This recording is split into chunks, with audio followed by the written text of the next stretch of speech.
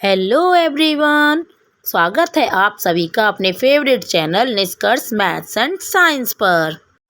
तो आ जाइए स्टूडेंट्स, आज हम स्टार्ट कर रहे हैं यहाँ पर हमारा ग्रेड 7 का यानी कि क्लास 7 का new topic swapping the order of things in everyday life. Chapter हमारा वही है सेकंड, अरिथमेटिक एक्सप्रेशन।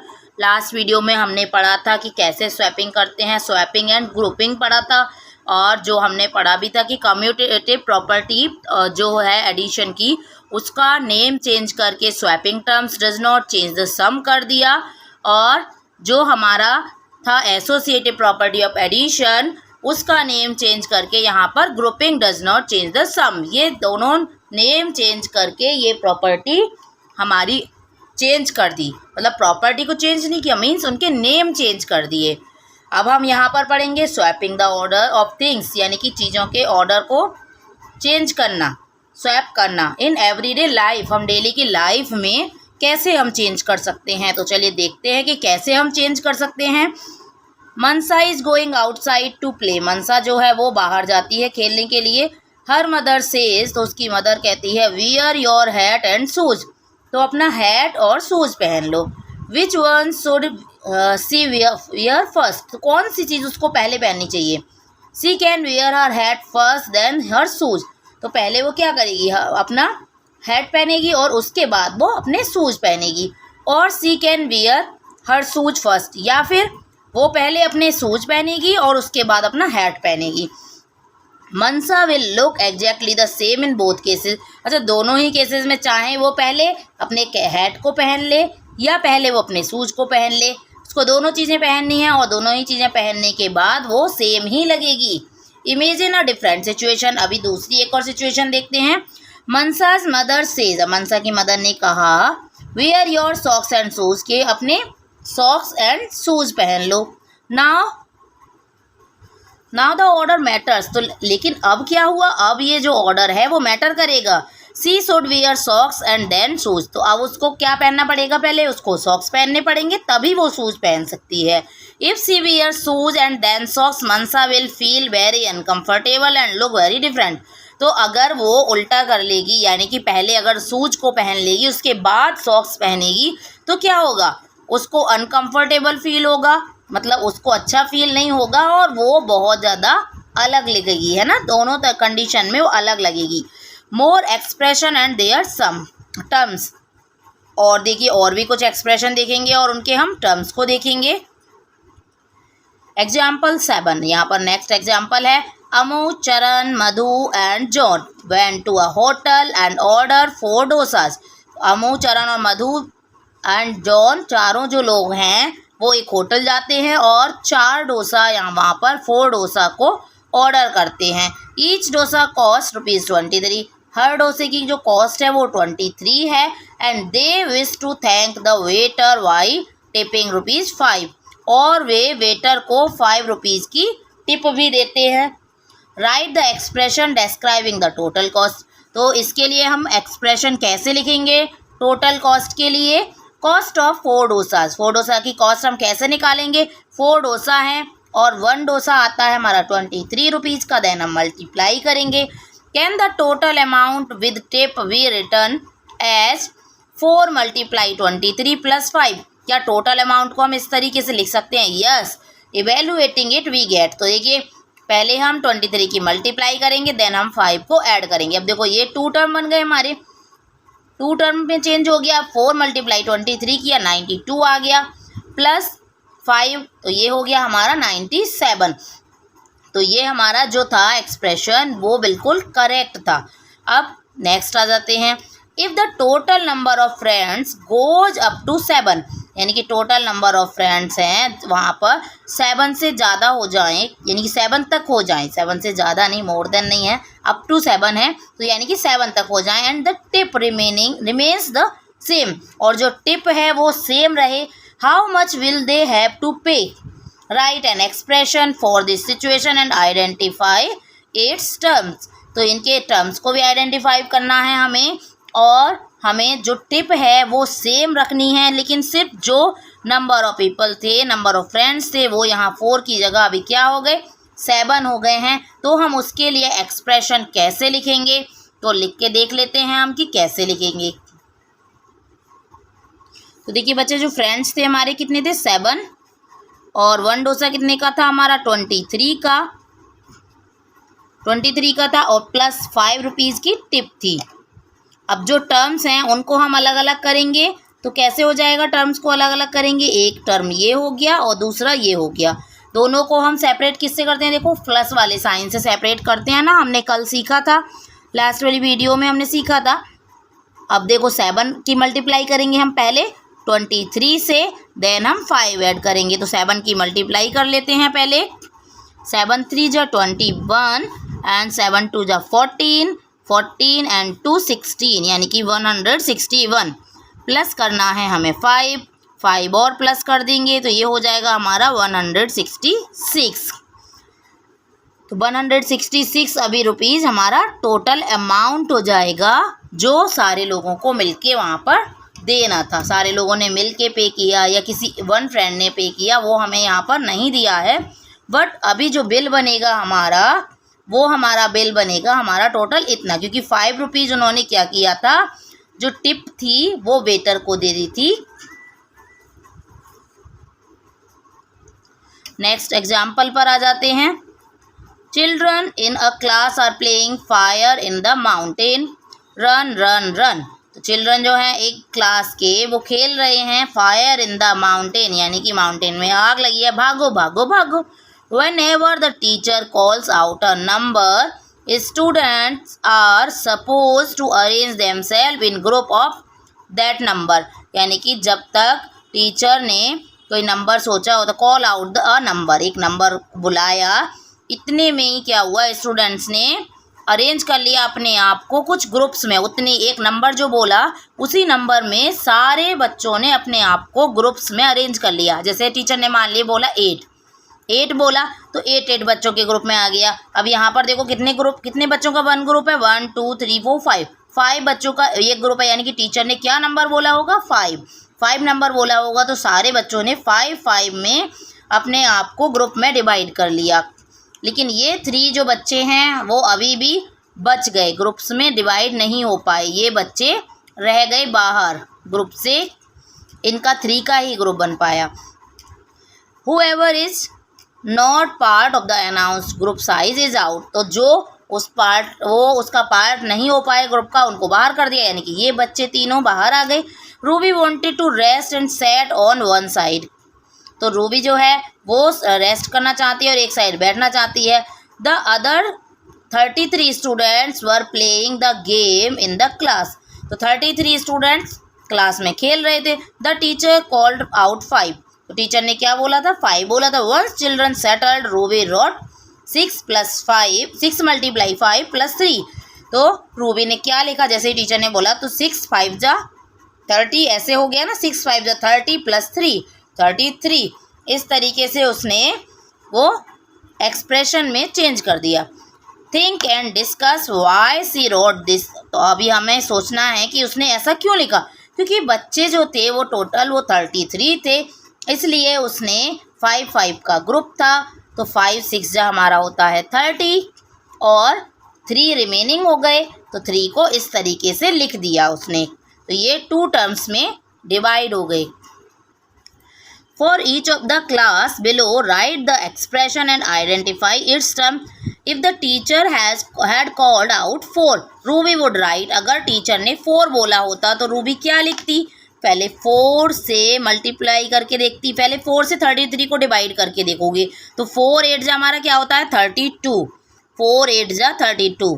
तो हम 8 ग्रुप्स बनेंगे 4 के, तो 8 × 4 लिखेंगे, प्लस हमारा कितना बचेगा 1 हमारा रह जाएगा अलग, उसको हम लिख देंगे दूसरे टर्म में। ओके, ये हमारे 2 टर्म्स बन गए, 1 टर्म ये और सेकेंड टर्म ये। Next, if the teacher had called out 7, Ruby would write. अगर टीचर ने 7 बोला होता तो 7 से आप पहले 33 को डिवाइड करके देखो कितनी बार डिवाइड होगा। 7 4 जा 28, 7 3 जा 21 एंड 7 4 जा 28, 7 5 जा 35। तो ज़्यादा हो जाएगा 35। आप डिवाइड करेंगे तो कितनी बार जाएगा आपका, 7 से हमारा 7 से डिवाइड करने पर जा रहा था हमारा 4 टाइम्स। 7 4 जा 28, 7 4 जा 28, तो हमारा कितना बच रहा है अभी यहाँ पर 28 जब हमने कर लिया 33 स्टूडेंट से, तो 5 हमारा रिमेनिंग बचेगा। 5 जो है वो एक टर्म बन गया, 4 × 7 हमारा अनदर टर्म बन गया, 2 टर्म बन गए, तो हमने ये लिख दिया। नेक्स्ट एग्जाम्पल देखेंगे। Raghu bought 100 kilogram of rice from the wholesale market. Raghu जो है 100 किलोग्राम राइस खरीदता है एक होलसेल मार्केट से and packed them into 2 kilogram packets.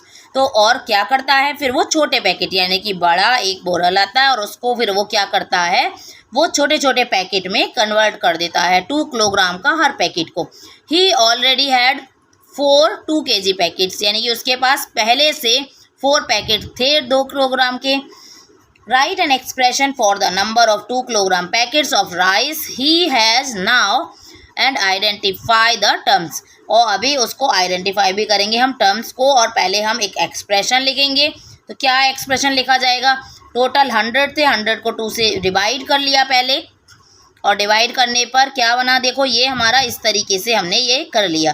4 already थे, टोटल 100 kg थे, 100 kg का यानी कि 2 kg पर बनाना है पर पैकेट, तो ये इस तरीके से हमारा आंसर आ जाएगा। ये दोनों टर्म हमारे अलग हो गए हैं, अभी सेपरेट हो गए हैं। नेक्स्ट एग्जाम्पल नंबर 10 देखेंगे। कानन हैज़ टू पे ₹432।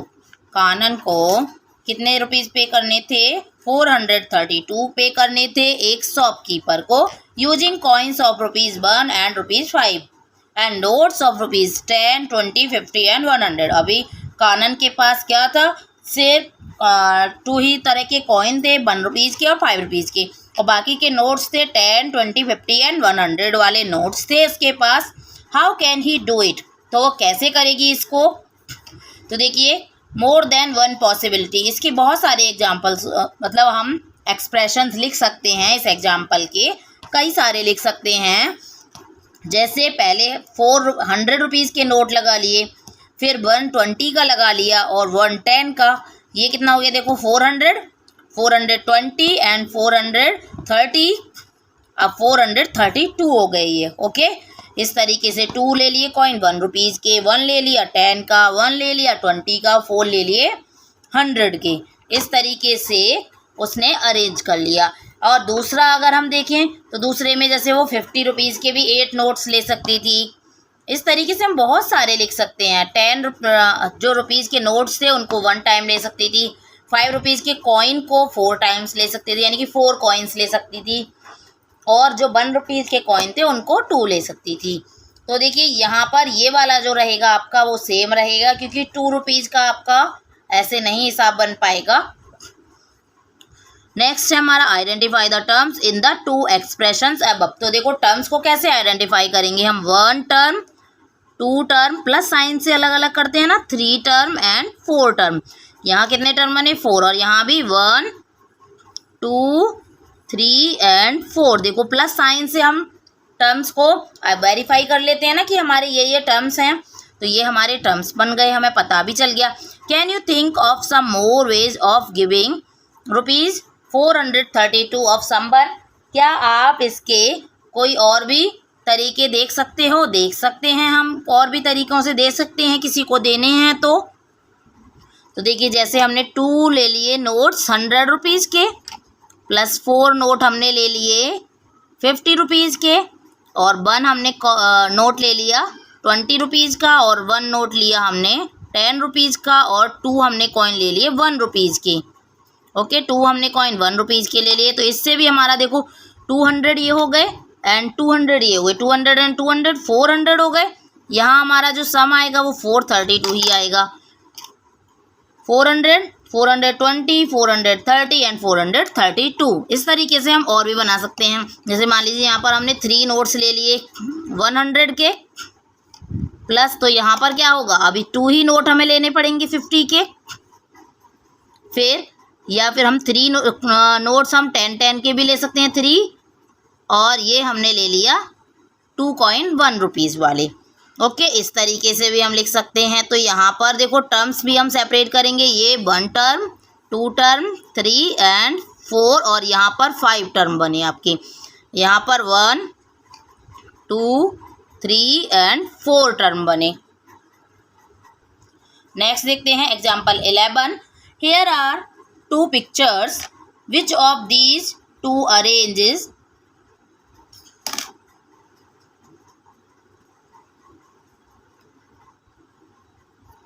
देखिए यहाँ पर 2 पिक्चर्स दी हैं और यहाँ पर इनको दोनों को अरेंजमेंट किया हुआ है मैचेस विद द एक्सप्रेशन, इस एक्सप्रेशन से मैच करके 5 × 2 + 3, तो 5 2 जा 10 + 3 यानी कि 13। तो देखो 1 2 3 4 5, 5 + 3 ऐसे कर दिया।